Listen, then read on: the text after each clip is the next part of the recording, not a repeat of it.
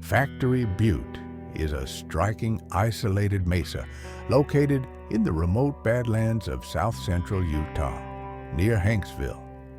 Rising over 1,500 feet above the surrounding terrain and standing at an elevation of 6,302 feet, the Butte dominates the stark gray landscape of the Caneville Badlands, a region known for its rugged, barren beauty.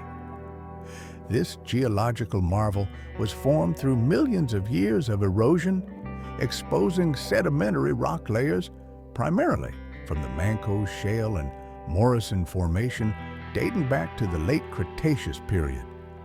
Wind and water sculpted the landscape, leaving behind this towering formation with its steep, fluted sides and flat top that resembles an old factory, hence the name.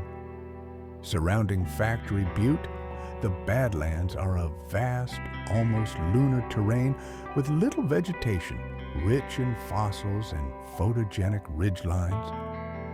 A great place to visit if you want to venture into an otherworldly experience in one of Utah's most dramatic desert settings.